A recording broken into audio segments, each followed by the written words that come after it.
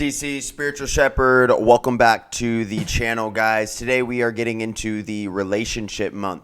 So this is the 4-day of the 7-day series, guys.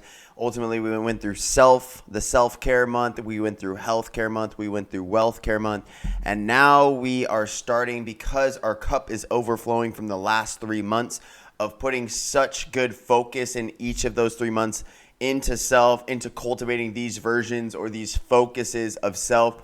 Now we are focused on relationships. Now, relationships are ultimately mirrors. We are mirroring other relationships. We are mirrors for people. We are fractalized versions of people. Okay, and so one big thing that we can ultimately cultivate with relationships is learning. We can learn from other people, and they can also learn from us. We are all teachers and we are all students simultaneously, depending on what subject that we're talking about. Now, also one big thing in relationships too is this can be friendship, this could be platonic, this could be romantic, this could be family, this could be family friends, this could be soul tribe. These are the type of relationships that I'm communicating about, that I'm talking about. Now, one big thing about these relationships that we must start cultivating is understand that it's a ship. Relationship.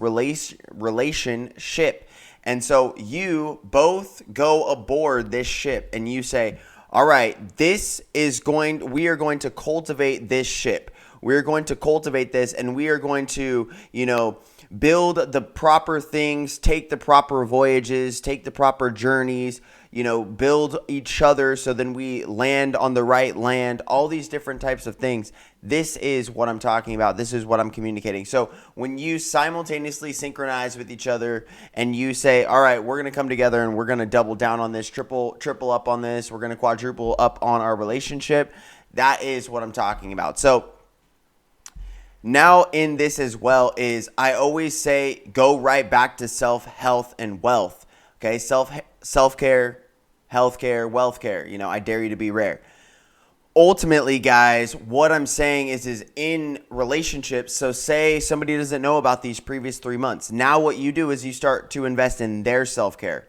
You start to invest in, different products that might help them. You might start giving them, YouTube videos or sending them information, mental information, spiritual information that can help them, discover themselves more or get to know themselves more. Okay. Number 2 is same with health is, maybe encouraging them to do a workout together. That's a big relationship builder. Tonight, me and my girlfriend, we are ultimately going to work out together. That is a big communication, a big, connection, and just so many different things that we are doing. And communication is not just verbal.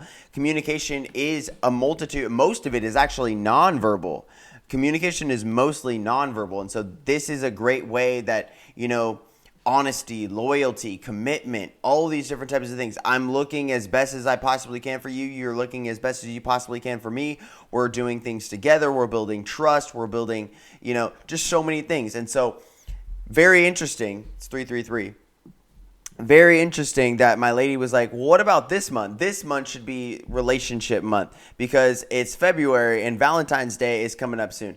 And actually, that is 100% what I was thinking too. I literally thought about it. Like I literally legit thought about it like a day before or a few hours before. I don't know. I was like thinking about it.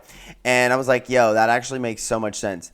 But I had already started self-care. So I had already started self-care month, which is February. So February is my self-care month. Then March will be healthcare month. And then April will be wealth care month.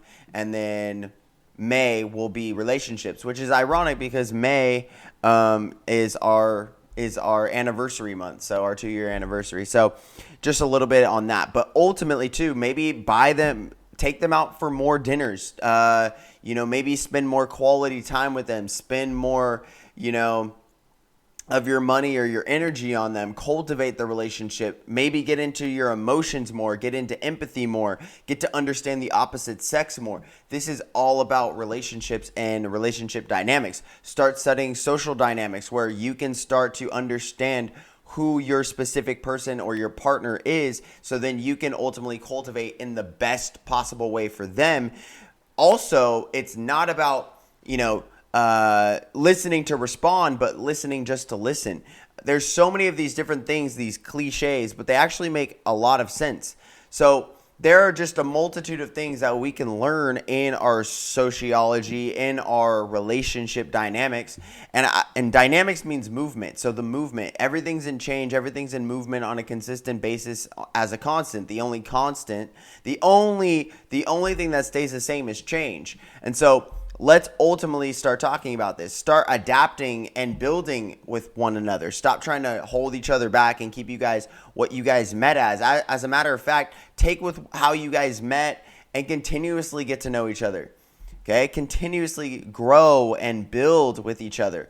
And in relationships too is really hearing people's perspectives and perceptions on life, filling their spirit, igniting their mind, igniting their spirit, enlightening their mind, getting to know their heart of hearts, getting to know their soul, training with them physically, being intimate, being physically close. I think a lot of these things are actually very powerful in this day and age that I think tend to be a little bit skewed for a lot of people.